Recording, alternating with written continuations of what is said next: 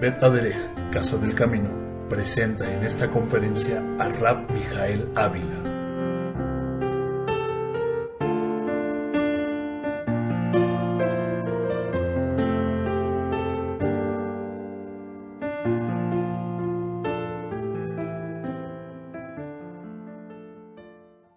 Shalom Alejem desde la sinagoga Bet Aderech en Cuernavaca, Morelos, México. Les saluda el rabino Mijael Ávila.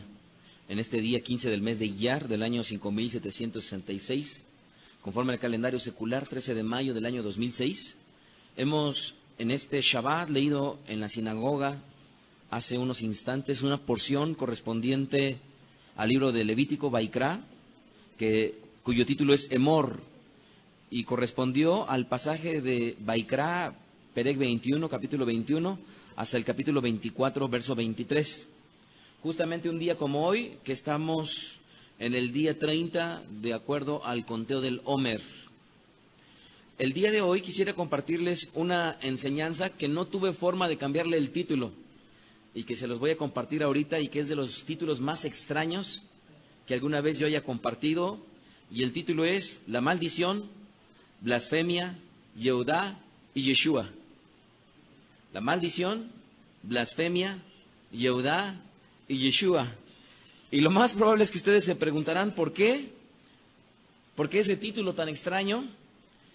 Quisiera anticiparles que estudiar en este Shabbat un poco de la palabra maldición nos va a llevar a Yehudá, conocida al español como Judas, y cuyo último evento en su vida fue justamente la traición a nuestro amado Mashiach.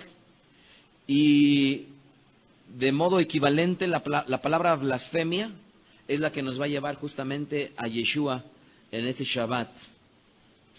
Si ustedes pusieron atención, al final de esta perashá hay una porción de las Escrituras que quisiera que volviéramos a retomar.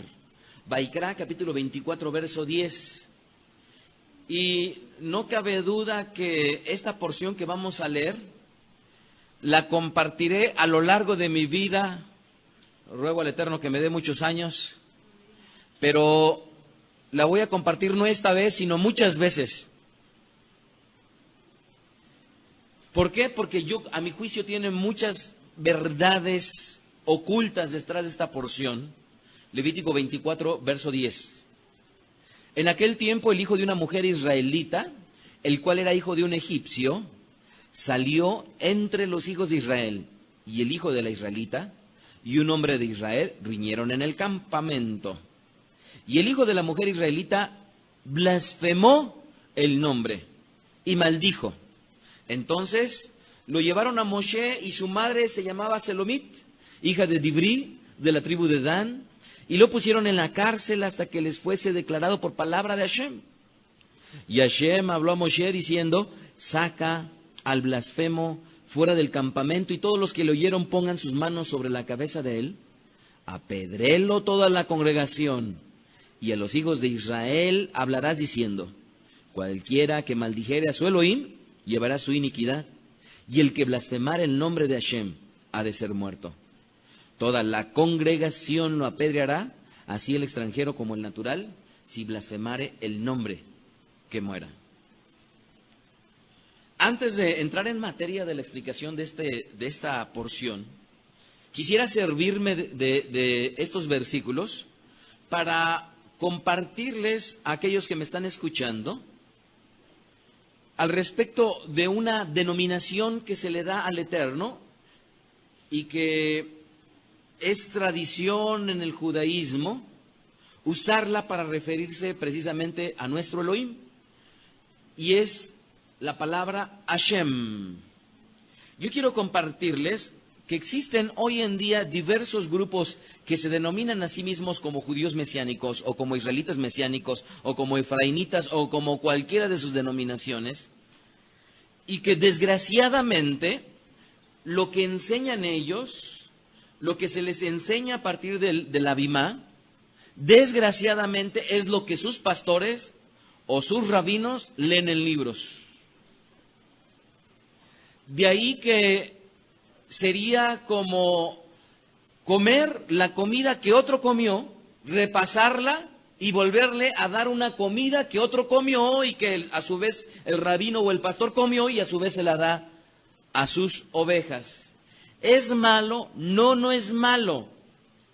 Pero el riesgo que existe detrás de enseñar una verdad supuesta, que se aprendió a partir de un libro o de un estudio en internet y a su vez dárselo a la Keilah, el riesgo que existe si no se toma la responsabilidad que merece el estar parado enfrente de una bimá, es que es bastante probable que se va a estar enseñando algo que difícilmente se tendrán las armas para poder constatarlo.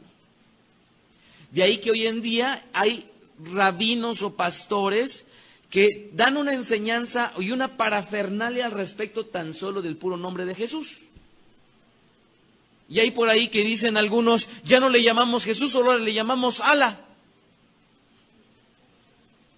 Y detrás de ello, detrás de todo lo que enseñan al respecto de esto y de muchísimas cosas, me pregunto yo, si yo lo estuviera enfrente tan solo y les dijera, aquí están las Sagradas Escrituras, demuéstrame lo que dices. ¿Cuántos, comenzando desde sus líderes hasta todas las ovejas, tendrán la capacidad como para poder sustentar sus dichos? Con las puras Sagradas Escrituras. ¿Cuántos? Mi preocupación a final de cuentas no son ellos, sino son todas aquellas personas a las cuales les llegan las enseñanzas, tanto como ustedes que están aquí presentes. Yo pudiera estimar que esta enseñanza que hoy les voy a compartir llegaría a más de 9,000 personas. ¿Por qué? Tenemos 3,200 personas inscritas semana con semana, de las cuales a su vez son rabinos, pastores, líderes que comparten esta enseñanza a su vez. De ahí que, haciendo un cálculo pequeño, estaríamos hablando de que si tenemos 3,000, cuando menos a su vez que compartieran a 2 personas más, cada persona, estaríamos hablando de 9,000 personas más nosotros. Mi preocupación es todas aquellas personas a las cuales les llega la información y por ello, cada vez que yo comparto, tengo temor de compartirles de algo que voy a estudiar y que voy a constatar y que lo que les voy a compartir, ustedes tengan las armas y las herramientas para poder sustentarlo. Y como hay grupos o pseudogrupos que se denominan a sí mismos como judíos y algo o como israelitas y algo, y que hoy en día están enseñando que el nombre de Hashem no se debe de usar, yo quiero decirles una cosa, que son ignorantes de la palabra del Eterno, porque acabamos de leer en esta porción, si ustedes notaron, tan solo el español, que este varón dice que blasfemó, dice el nombre, y al final, en el verso 16, dice ahí, así que el extranjero como el natural, si blasfemare el nombre, que muera. Fíjense que es curioso, porque para entender esto, si leyéramos tan solo uno de los versículos, el 11, voy a concretarme, se los voy a leer.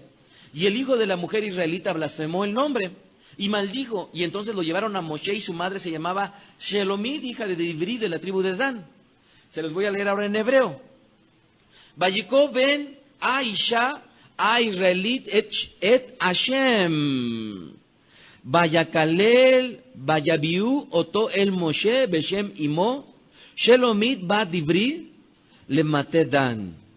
Si ustedes notaron, cuando dice en el español el nombre, en el hebreo está diciendo Hashem. Para entender la palabra Hashem hay que descubrir que se compone a partir de 2 vocablos en el hebreo. Uno es A, que bien pudiera traducirse como el artículo, en este caso él, y la siguiente palabra en hebreo es Shem, que literalmente al español se traduce como nombre. De ahí que Hashem bien se pudiera traducir literalmente al español como el nombre. Sin embargo, difícilmente la palabra la palabra nombre denota en sí mismo el significado de Shem. ¿Por qué? Porque Shem significa mucho más allá que el nombre, significa todo lo que la persona es. Y en este caso me estoy refiriendo obviamente al Eterno, pero cada uno de nosotros tenemos un Shem, un nombre. Si habláramos de una mujer, ¿cuántas formas habría de referirse a una mujer casada? Imagínense que su esposo le dice gordita, o le dice flaquita, o le dice morenita, o le dice güerita, o le dice mi amor o mi vida. Sus hijos, ¿cómo le dirán? Madre, le dirán mamá, le dirán por su nombre mal hecho. ¿Cómo se referirán a ella en su trabajo? Le dirán tal vez por su nombre o le llamarán de acuerdo a su título profesional. Existe una diversidad de formas en la cual una persona se puede denominar.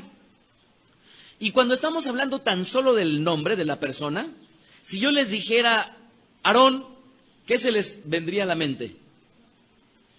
Empezarían inmediatamente a recordar a individuos que tengan ese nombre y que cuyas características, ya bien sea de color de tez, de forma de carácter, de comportamiento, todo eso vendría a denotar lo que vendría a ser su Shem, incluyendo desde luego su fama. De ahí que tengo yo una serie de estudios, que por cierto, las conferencias recomendadas de la semana, viene esta conferencia que se denominan Los Nombres del Eterno, que por cierto solamente he compartido 2 conferencias, y me restarían compartir 20 conferencias más.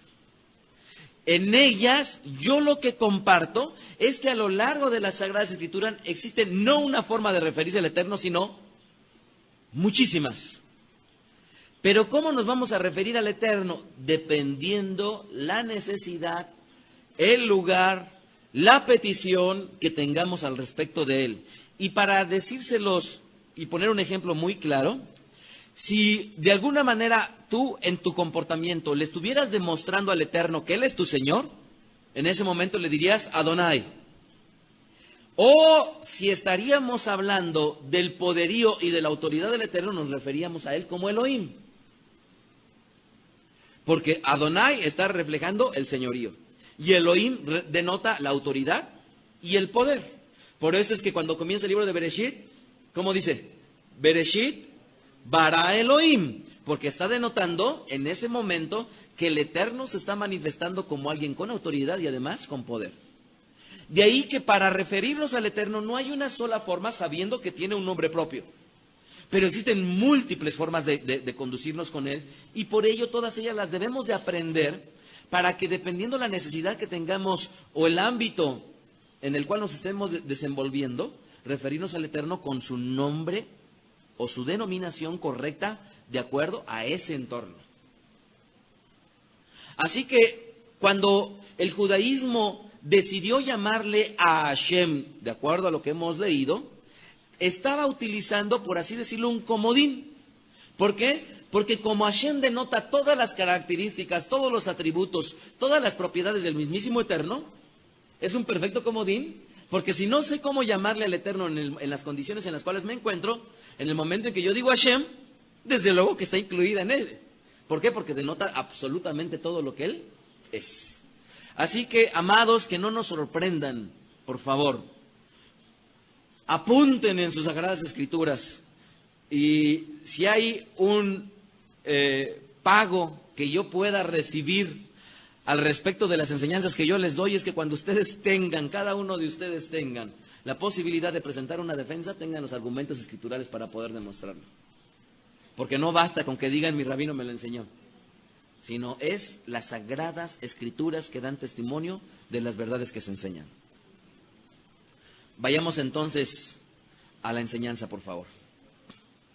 En esta ocasión, entonces, a este varón, hijo de una israelita, dice que no nada más blasfemó el nombre del Eterno, sino además lo maldijo. No sabían qué hacer, y Moshe lo que hace es que lo guarda en la cárcel, o lo encierran, hasta en tanto el Eterno no le revelara qué era lo que él debía de hacer. ¿Qué es lo que el Eterno le dice? Le dice el Eterno: sáquenlo del campamento, pongan sus manos sobre él. ¿Se imaginan ustedes esa escena? Que de repente dijeran: vamos a apedrear a fulanito de Abraham. Nos acercamos todos, ponemos nuestra mano sobre él, y después de poner la mano sobre él nos alejamos, agarramos cada quien una piedra y le empezamos a tirar. ¿Se imaginan ustedes qué impacto debió de haber sido eso? Sin embargo, el Eterno decidió que la muerte que él se mereciera era la lapidación. A lo largo de las Sagradas Escrituras existen muchas causales que pueden llevar a un hombre o a una mujer a la lapidación. Una de ellas es si el hombre o la mujer ofrecían su hijo o su hija a Molec, que se traduce al español como Moloc, Levítico 22. Otro caso es si un hombre o una mujer evocar espíritu de muertos o adivinación. Ojo, no lo tomen a la ligera. Si hay alguien que ustedes conocen y que dice creer en el Eterno y además consulta a divinos o a muertos, o lo que es lo mismo al zodiaco, que a final de cuentas es adivinación al respecto del futuro, o cualquier otro medio, dice que eso era un pecado digno de lapidación.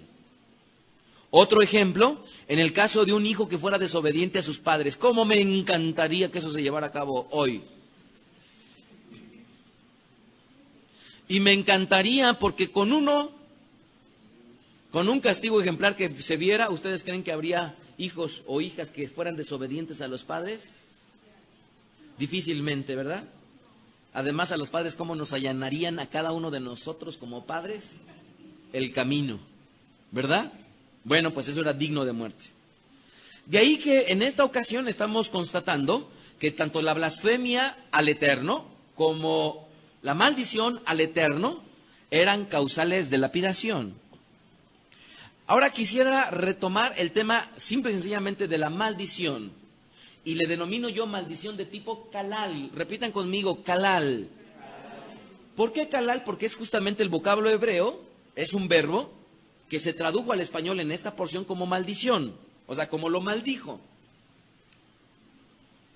Este vocablo kalal, que se traduce como maldición, debemos de considerar una cosa, que para hablar de maldición, ¿saben qué? No es suficiente estudiar kalal, porque existen al menos más de 6 vocablos hebreos que se traducen al español como maldición. 6, al menos 6.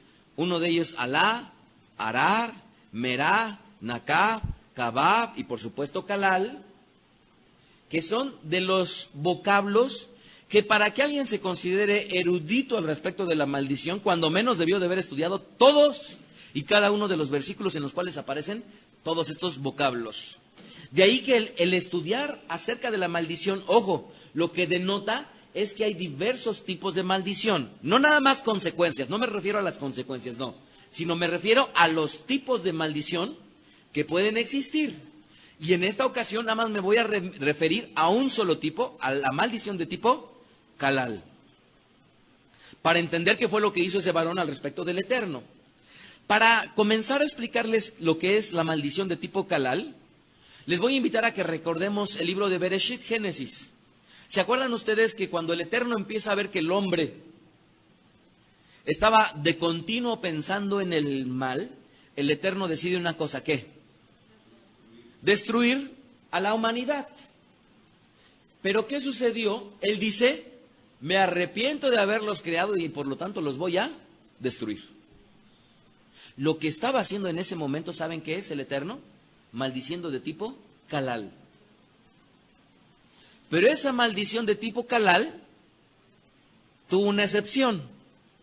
Se encontró con un tzadik de nombre Noaj, el cual, por su justicia de Noaj, se salvó su esposa y se salvó sus hijos.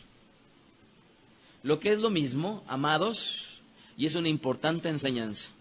Para todos aquellos que teniendo una familia en la cual no todos crean en el Eterno y no todos sean cumplidores de Él, amados, con que alguien que tenga autoridad en esa familia cumpla la voluntad del Eterno, muchas de las consecuencias que les corresponderían no les acaecerían si hay una persona que cumpla con autoridad la voluntad del Eterno. Así que entonces, Bereshit capítulo 8, verso 21 dice, y percibió Hashem olor grato, y dijo Hashem en su corazón, no volveré más a maldecir la tierra por causa del hombre. Y ahí nuevamente la palabra maldecir es el verbo kalal, porque el intento del corazón del hombre es malo desde su juventud, ni volveré más a destruir a todo ser viviente. De este ejemplo, amados, yo pudiera sacar 4 puntos que quiero que entendamos, 4 puntos del kalal. Número 1, el kalal, la maldición o el maldecir, es un dicho, un veredicto o un juicio que viene a ser el primer elemento del kalal. Dicho, veredicto o juicio. Alguien tiene que decir un dicho, un veredicto o un juicio en contra, obviamente, de el segundo punto. El segundo punto me dice que ese dicho, veredicto o juicio debe ser dirigido a una persona o a un objeto. ¿Correcto? Segundo punto. Tercer punto, debe de encontrarse elementos de justicia para imputar dicho calal. Tercer punto, debe encontrar elementos de justicia para imputar dicho calal. En el caso del Eterno, encontró que todos eran malos y por lo tanto, al ser ellos injustos, la maldición que profiere, obviamente estaba encontrando un elemento de justicia. Cuarto, para que se cumpla, debe de depender si tiene un sustento legal. Cuarto, para que se cumpla el calal, debe de depender si tiene un sustento legal. En este caso, sí se halló un sustento legal porque la mayoría de los hombres eran malos. Y por lo tanto, el veredicto del Eterno, el juicio del Eterno, se cumplió. Pero no se cumplió en todos. Porque aquellos que iba dirigido, hubo uno que no hubo un elemento legal, justo, que se le pudiera imputar a él. Y al no hallarse ese elemento de justicia, entonces él se libra de la maldición. ¿Correcto? Veamos ejemplos de cómo se puede llegar a maldecir, para que veamos ejemplos prácticos, no nada más en este caso del Eterno, sino también de hombres. Segunda de Shmuel 16:5, ve Shmuel.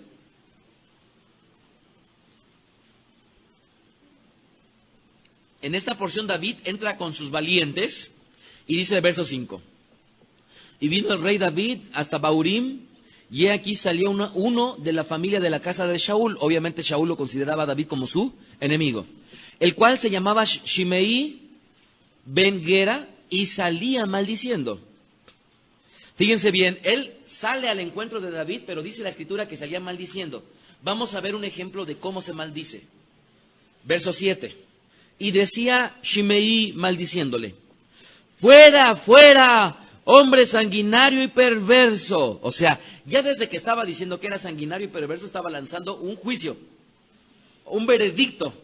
Es como decir, es que esa persona es de muy mal carácter. Ya en el momento en que estás diciendo es de muy mal carácter, estás haciendo una determinación sobre ella. Dice, sanguinario y perverso, Hashem te ha dado el pago de toda la sangre de la casa de Shaul, el lugar del cual tú has reinado, y Hashem ha entregado el reino en mano de tu hijo Absalom. Otro juicio.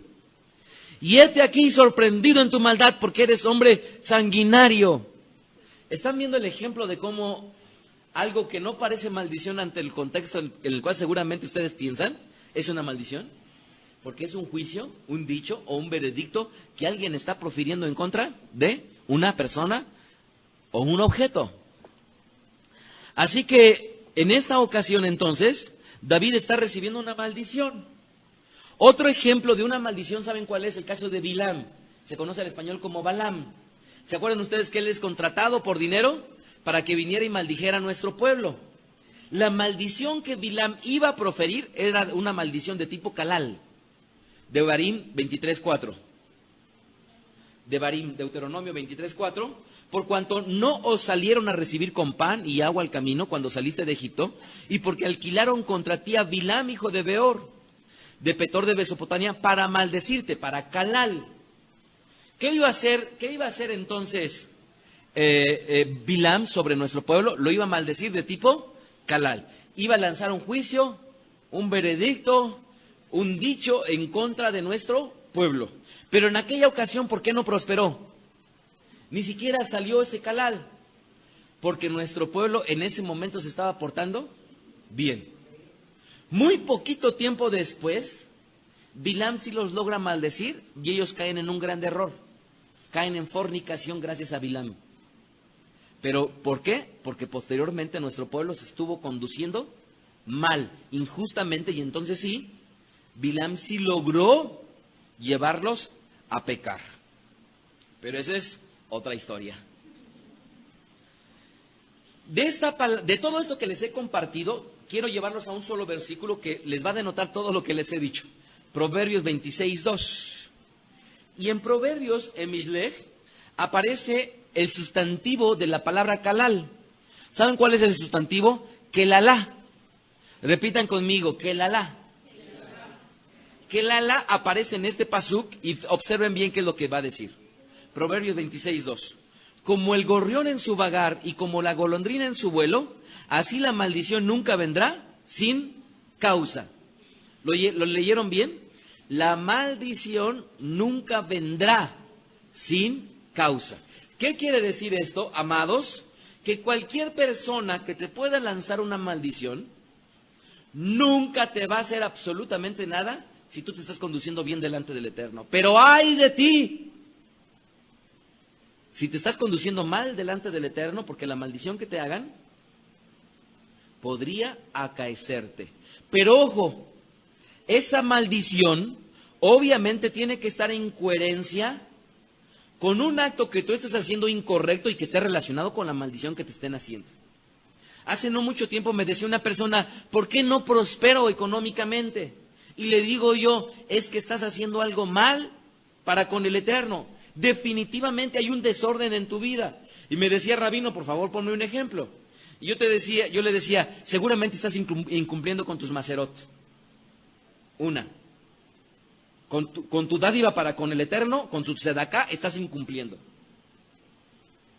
No es eso, dijo él. Ah, bueno, entonces, pudiera ser que de repente te parases a comprar en un súper y tú les pagaste y ellos te regresaron más cambio del que debías y no se lo regresaste. No, pues eso no, al contrario, me han hecho a mí pato.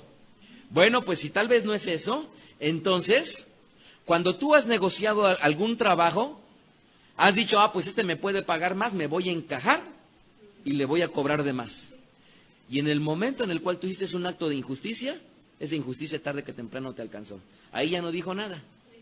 Y seguí poniéndoles más ejemplos relacionados con el dinero. Entonces, ¿qué sucede? Toda maldición tiene que estar en coherencia con un acto que estemos hecho relacionado con la maldición que está emitiéndose. Así que, amados, ojo, ojo, entiendan perfectamente bien esto. Si de repente estamos en nuestro salón de clases y la gente nos conoce porque somos un hombre o una mujer que somos demasiado estrictos y que si alguien no entró, le decimos al maestro, pero ¿por qué si él no entró a las clases? ¿Por qué si le va a dar permiso para que él haga el examen? Y entonces nos empezamos a ganar una fama en medio del salón de que somos un hombre o una mujer que está de continuo tratando de establecer una injusticia perjudicando a los demás. En el momento en el cual los compañeros de clase digan, ay, no, es que mira, él ya se está quejando, es que mira él, ay, es que así que le vaya. Estamos provocando que la gente nos maldiga. Ojo. 2. Si somos en el trabajo personas que igualmente no somos queridos por los demás, no somos apreciados y al contrario, cuando llegamos a trabajar, la gente que trabaja con nosotros nos ve mal, porque nos comportamos mal hacia ellos por cualquier otro motivo, muy probablemente estamos atrayendo maldición hacia nuestras vidas, porque cuando nos ven pasar, lo primero que dicen, mira, ya llegó ese, ya está estrenando. Y en el momento en el cual la gente que tenemos a nuestro alrededor les caemos mal por actos que hemos hecho, lo más probable es que más maldiciones están viniendo hacia nuestra vida. Vamos manejando y en el momento en el cual vamos manejando estamos rebasando y nos metemos con otro y nos metemos con otro y nos metemos con otro y esos otros empiezan a decir y nada más suena puro tit y de repente pasa otro y suena tit. Todo eso lo que están haciendo es maldiciones hacia nosotros. No nada más eso. En medio de la congregación, un acto que nosotros hagamos incorrecto, y en el momento en el cual vean llegar a esa persona, inmediatamente van a estar permitiendo que otros lancen maldiciones hacia nosotros. Así que, amados, entiendan una cosa, una persona que no es querida, es bastante probable que se esté ganando maldiciones, más maldiciones, más maldiciones, más maldiciones, que haga que no se puede hacer ni a derecha ni a izquierda, porque cualquier cosa que esa persona haga mal, inmediatamente la maldición le va a venir. Así es que yo conozco a gentes de las cuales dicen que tienen sangre pesada. Es bastante probable que existe un desorden en su vida. Hay personas que dicen, es que yo no sé por qué, pero a nadie le caigo bien. Es bastante probable que maldiciones le han llegado a su vida. Hay personas que dicen, es que el dinero no me rinde. Es bastante probable que maldiciones le han llegado a su vida. Hay personas que dicen, es que yo no soy feliz, no sé por qué, pero nada me sale bien. Es bastante probable que maldiciones tienen en su vida. ¿Cuál es la solución para todo esto? Dos cosas. En primer lugar, el arrepentimiento. Y en caso necesario, deror, la ministración de liberación. Así que entonces, la maldición, dice la Escritura, nunca vendrá sin causa. En todo esto ya nada más quiero darle unas sencillas recomendaciones relacionadas con la maldición.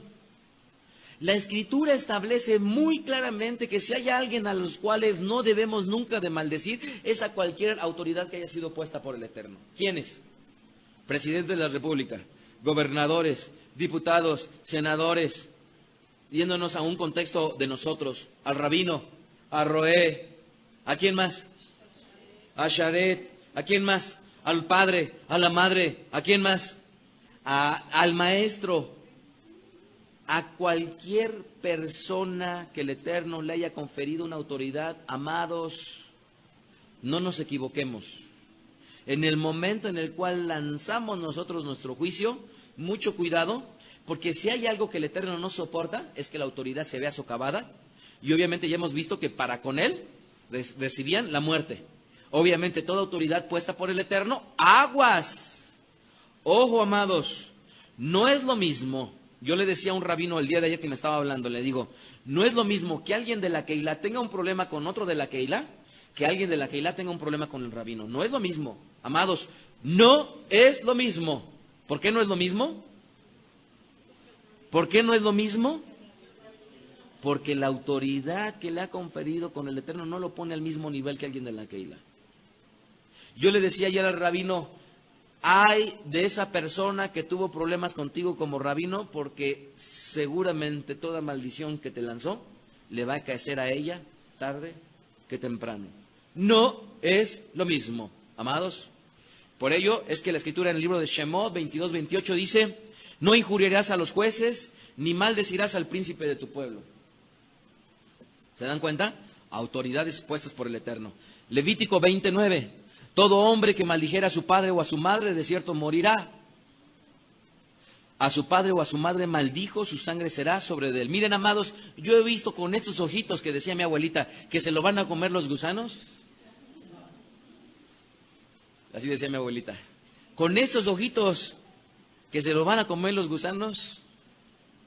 Que hijos o hijas que son injustos para con su madre o para con su padre, y que de repente dicen, mamá, pero tú ¿por qué te dejas? Mamá, pero tú ¿por qué esto? Mamá, pero tú ¿por qué el otro? Tarde que temprano, cuando se casan, van a vivir exactamente lo mismo que le criticaron a su madre. ¿Por qué? Porque la maldijeron. Y esa maldición, tarde que temprano les va a caer. Lo he visto con estos ojitos, una y otra y otra y otra vez. Así es que, hijos, cuidémonos de las cosas que decimos a nuestros padres. Cuidémonos, amados, cuidémonos mucho. Si hay algo que yo les pudiera decir, hay que cuidarse en las cosas que hablamos de nuestros padres. Proverbios 20:20. Al que maldice o a su padre o a su madre, se le apagará su lámpara en oscuridad tenebrosa. ¿Qué dice? ¿Qué quiere decir eso? Se le apagará su lámpara en oscuridad tenebrosa. Como quien dice, su vida no va a ser vida. ¿Se dan cuenta? Mucho cuidado, amados, con toda autoridad que ha sido puesta por el Eterno. Otro ejemplo, Coelet 10:20. Ni aun en tu pensamiento... Ojo, ni aún en tu pensamiento digas mal del rey, ni en lo secreto de tu cámara digas mal del rico. ¿Oí bien? Sí. Ni en lo secreto de tu cámara digas mal del rico, porque las aves del cielo llevarán la voz y las que tienen alas harán saber la palabra. A mí me llama mucho la atención que las autoridades del Eterno nos salvaguarda, pero también a los ricos. ¿Por qué? Yo he podido ver con esos ojitos que se comerán los gusanos, que si hay alguien al cual de continuo lo están maldiciendo son a los ricos. ¿Por qué? Mira, ese es con su camionetota. Mira ese con su carrote o con su casota. Mira, eso sí lleva su playera tipo.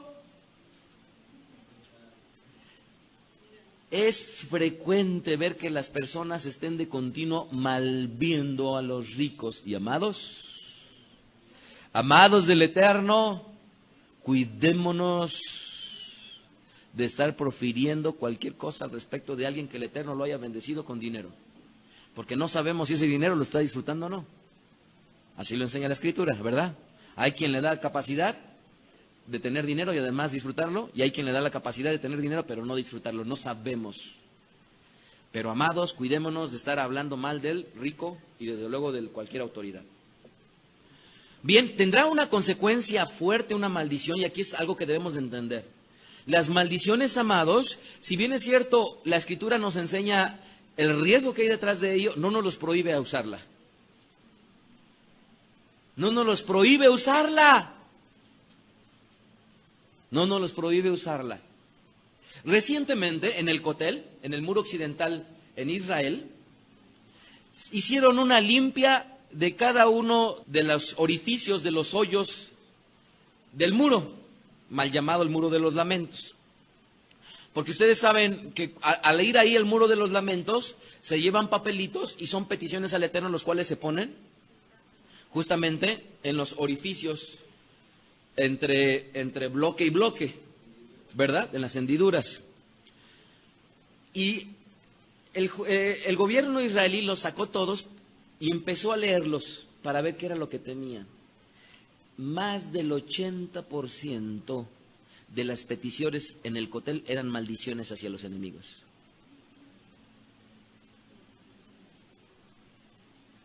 Maldiciones hacia los enemigos. ¿Nos debe de ser característicos a nosotros? No. ¿Pero nos los prohíbe el Eterno? No. Y yo puedo decirles que nunca habiendo usado todo esto, pero estando conscientes de la importancia, sí podemos nosotros, o como mi esposa y yo platicando entre nosotros, hemos podido decir, mira, ese hombre es maldito. ¿Por qué? Porque su forma de conducirse, las consecuencias de sus actos que ellos han hecho al perjudicar a tanta gente, yo y mi esposa sí hemos dicho, maldito. ¿Es fuerte? Sí, sí es fuerte. Pero a final de cuentas estamos clamando en que la justicia del Eterno se haga patente en ese hombre del cual les estoy haciendo yo referencia.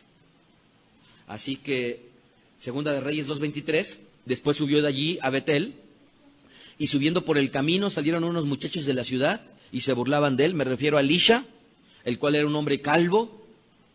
Esos jóvenes se burlan de él y le decían, ¡calvo, sube! ¡Calvo, sube! Mirando él hacia atrás, los vio y los maldijo, Calal, en el nombre de Hashem, y salieron 2 osos del monte y despedazaron a 42 muchachos. Así que no nos los prohíbe el Eterno, pero desde luego ninguna maldición nos caerá si estamos conduciéndonos bien. Imagínense aquellas mujeres o aquellos hombres que son acusados de que les robaron la novia o el novio. La otra persona, ¿qué estará diciendo de ellos? Todas las maldiciones que estará profiriendo. Amados, que nuestra forma de conducirnos verdaderamente sea íntegra. Nosotros con conocimiento no estamos eximidos de que todo esto nos caiga. Amados, por favor. Les invito a que lean la Perashá, ya no me da tiempo de seguir explicándoles acerca de la maldición. Por favor, léanlo. Voy a ir a la blasfemia rápidamente. La palabra blasfemia en el hebreo, en la porción que estamos estudiando, es el hebreo nakab. Es un verbo. Blasfemia, nakab. Y esta palabra nakab, ojo, también la traducen al español como maldecir. O sea, la traducen como blasfemia, pero también la traducen como maldecir. Y esta palabra blasfemia es curioso porque en su significado nakab, ¿saben qué quiere decir nakab? Hacer un hoyo. O sea, nakab, que la tradujeron como blasfemia, quiere decir un tanto como hacer un hoyo. Es como si de repente alguien va a blasfemar el nombre y es como si yo llegara, o una persona llegara, mejor dicho, con otra que le va a blasfemar y lo que hace es que agarra un picayelos o un desarmador, unas tijeras y llega y se lo corta. Le corta la ropa. Le está horadando, le está cortando. Y esa persona, por más que la blasfemia la quiera restituir, por mucho que le cosan, de todos modos, la evidencia ahí va a estar. Así que en el griego, la palabra correspondiente a blasfemia, curiosamente, ¿cómo creen que es el vocablo griego de blasfemia? Literalmente es blasfemia. Literalmente es blasfemia. El griego, que es donde viene la palabra al español, blasfemia. Y el vocablo griego es blasfemia. ¿Sí? Esta palabra blasfemia, que es el verbo, el adjetivo es blasfemos.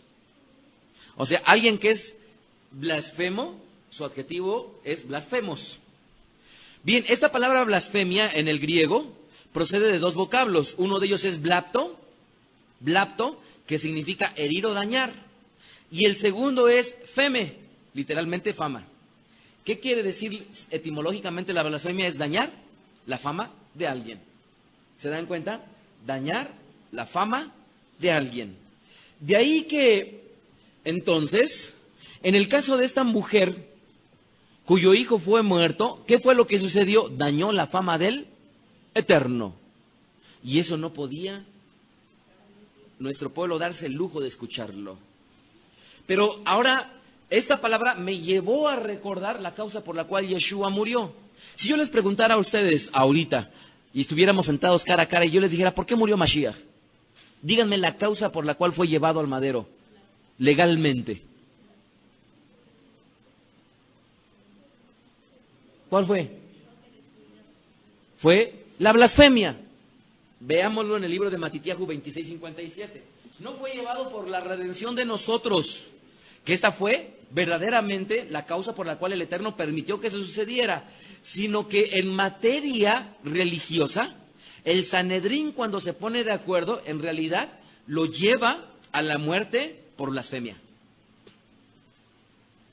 26:57. Los que prendieron a Yeshua le llevaron al Cohen, a Gadol, Caifás, donde estaban reunidos los oferinos, escribas y los ancianos, los sekenim, mas Kefá le seguía de lejos hasta el patio del sumo sacerdote. Es Matitiahu 26:58.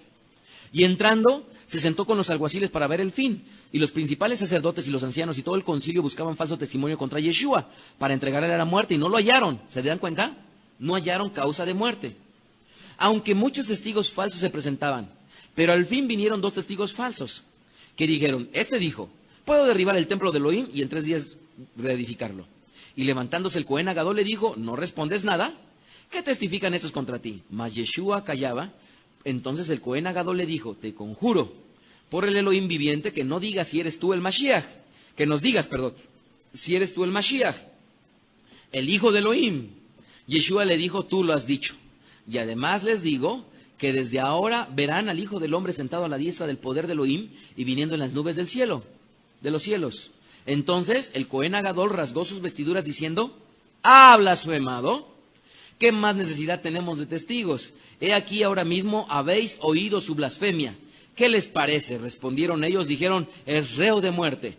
¿Qué muerte, amados? ¿Qué muerte le tocaba a Mashiach? La lapidación. Entonces le escupieron en el rostro, le dieron puñetazos, los otros la bofeteaban, diciendo, profetiza los Mashiach, ¿quién es el que te golpeó? La pregunta que resalta es, ¿por qué no lo lapidaron? ¿Por qué no lo lapidaron? Pudieran decir, es que en ese tiempo no había lapidaciones. Un ejemplo, Esteban. ¿Quién? Ok. Esteban, dice ahí la escritura, Geburot 6:8, y Esteban lleno de gracia y de poder, Geburot 6:8, hacía grandes prodigios y señales en el pueblo, y entonces se levantaron unos de la sinagoga llamados de los libertos y de los de Cirene, de Alejandría, de los de Cilicia y de Asia, disputaban con Esteban, pero no podían resistir la sabiduría y el espíritu con que hablaba.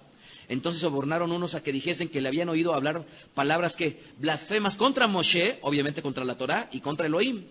y soliventaron al pueblo, y los ancianos y los escribas le arrebataron y le trajeron al concilio, y pusieron testigos falsos que decían: este hombre no cesa de hablar palabras blasfemas contra el lugar santo y contra la Torá, pues le hemos oído decir que Yeshua Anosri destruirá este lugar y cambiará las costumbres que nos dio Moshe.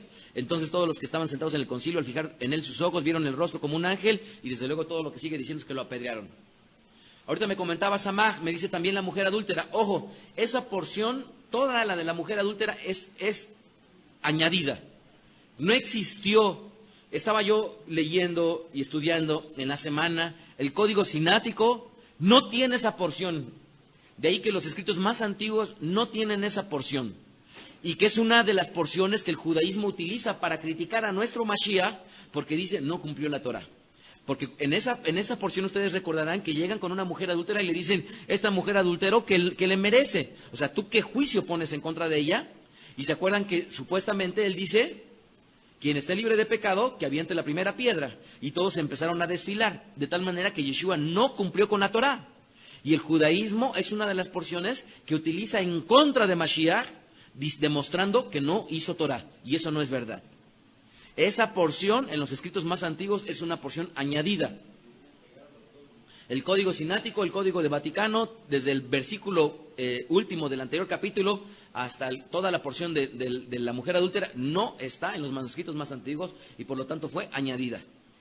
Y con ello no se puede demostrar que Mashiach no cumplió Torah, porque lo que le merecía a ella era la lapidación.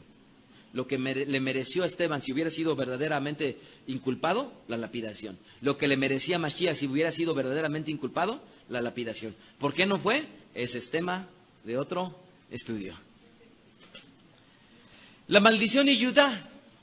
Ahora fíjense bien cómo es que el Tanaj nos llevó de la maldición del hijo de la israelita, de la blasfemia, perdón, a Yeshua. Ahora, ¿por qué la maldición nos va a llevar a Judá? La maldición y Judá. En este tiempo que tan de moda está el denominado Evangelio de Judas, me he tomado el tiempo de comprar National Geographic y leer todo lo que dice National Geographic al respecto del Evangelio de Judas.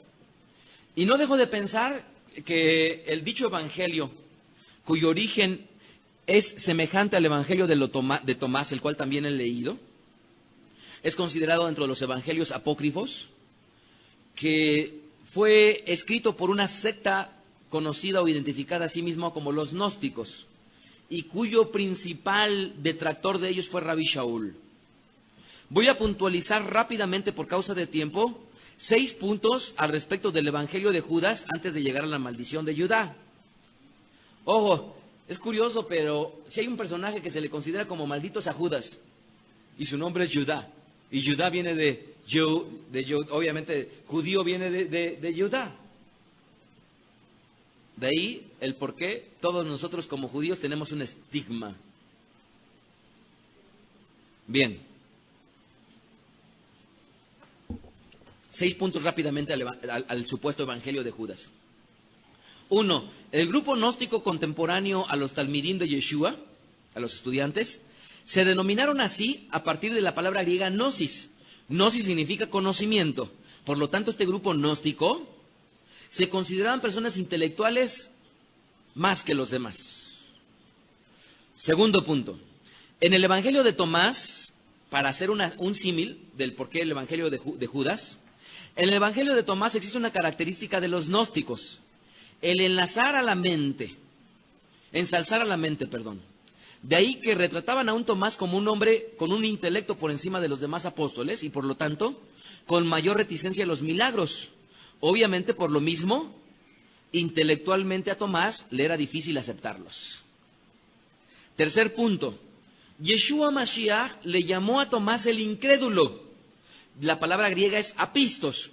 De ahí que la palabra incredulidad nunca se va a usar para aquella persona que está ignorante de la voluntad del Eterno, sino incredulidad se refiere a una persona que teniendo el conocimiento del Eterno, no lo cree. O lo que es lo mismo, alguien que es apistos, incrédulo, es pecador. Le es pecado ser incrédulo. Por lo tanto, Yeshua le dijo a Tomás, no seas incrédulo, por lo tanto, pecador de incredulidad. Sin embargo, para los gnósticos, como eran personas muy elevadas intelectualmente, para ellos fue un hombre intelectualmente superior a los demás. De ahí que cambiaron la verdad de las Escrituras, cambiándole a la incredulidad por pecado, le dijeron: la incredulidad es una virtud. Mentira absoluta. Cuarto punto, entendiendo lo anterior, reconozcamos que el Evangelio de Judas igualmente cambió la verdad por la mentira. Pero ojo, usó parcialmente la verdad y por ello es que puede ser tan exitoso como lo estamos viendo en la actualidad. Ya que sería destinado, según el Evangelio de Judas, como un personaje que desde luego sería un elemento útil en las manos del Eterno. Y esta es una verdad. El Evangelio de Judas dice: Judas era un personaje que sería utilizado para los planes del Eterno. Y esto es una verdad. ¿Por qué es una verdad? Porque desde luego que él era un personaje que era destinado desde antes de la fundación del mundo para ser hallado, o mejor dicho, para cumplir ese propósito. Yohanan 17:12, cuando estaba con ellos en el mundo, yo los guardaba, dice Mashiach, en tu nombre a los que me diste, yo los guardé, y ninguno de ellos se perdió, sino el hijo de perdición, para que la Escritura se cumpliese. De ahí que Judas, ya era destinado por las Escrituras como el hijo de perdición. Así que, ojo, sí era un instrumento en las manos del Eterno, pero los evangelios también lo establecen. Quinto punto, en el supuesto evangelio de Judas se comenta que Judas es el único que sabría qué le acontecería a Mashiach. Y esto es una mentira. Ojo, el evangelio de Judas dicen que Judas sí sabía qué era lo que le iba a acontecer, pero esto es una mentira porque no nada más Judas sabría, sino todos los seguidores de Mashiach. Tan es así que en el libro de Matitiahu 16:21 dice: desde entonces comenzó Yeshua a declarar a sus discípulos que le era necesario ir a Jerusalén y padecer mucho de los ancianos, esto desde luego antes de la cena, de los principales sacerdotes y de los escribas, y ser muerto y resucitar al tercer día. Mashiach ya les había anticipado que eso les acontecería una y otra vez. ¿Se acuerdan ustedes? Entonces Kefá, muy buen niño, tomándole aparte, le agarró, lo abrazó, se lo llevó aparte y le dijo, comenzó a decirle: Señor, que nada de esto te acontezca.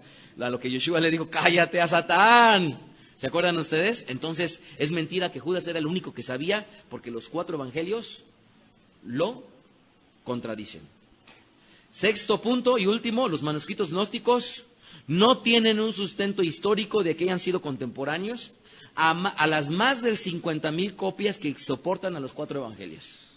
No son contemporáneos ni históricos, por supuesto que no.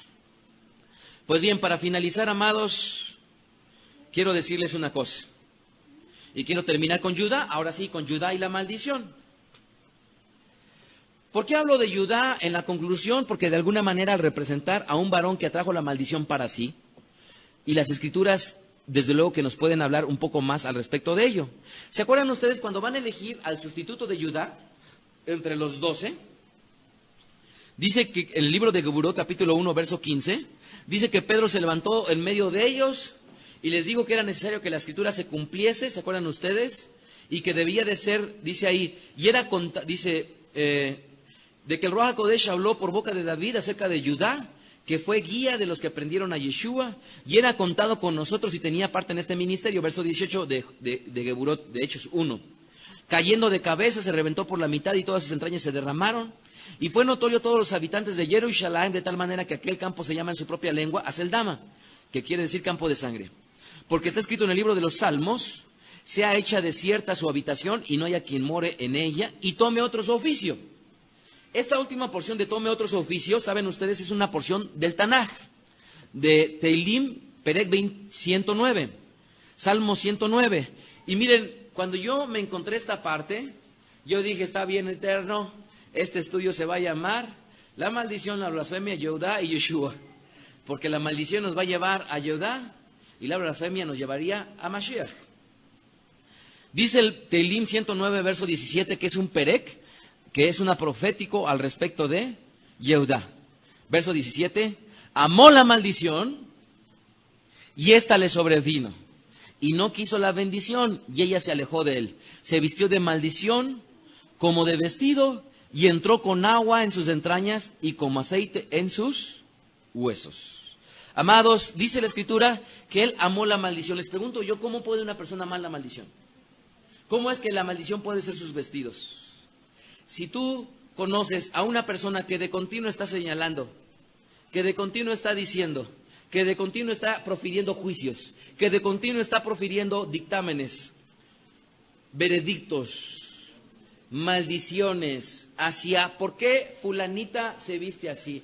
¿Por qué fulanito dijo esto? ¿Por qué esto? ¿Y por qué esto? ¿Y por qué esto? Y detrás de ello dice, ay, es que ya me chocó, ay, es que ya me esto, ay, es que ya me el otro. Son personas que les gusta vestirse de maldición. Y amados, la maldición que profieren, tarde que temprano, les acacerá. Amados, que ninguno de nosotros nos hallemos haciendo así. Porque no en vano las Escrituras nos los enseñan, no para los que están afuera, sino para nosotros, los que estamos dentro. Cuidémonos de andar profiriendo maldición. Desde la sinagoga Beth Aderech, en Cuernavaca, Morelos, México, se despide el rabino Mijael Ávila. Shalom Aleichem. Escuchaste a Rab Mijael Ávila. Para conocer más de sus conferencias, visita la página betaderech.com. Síguenos en las redes sociales, YouTube, Facebook, Twitter. Búscanos como Mijael Ávila. Si deseas adquirir alguna conferencia o estudio particular, escríbenos al correo mijael@betaderech.com. Shalom Aleichem.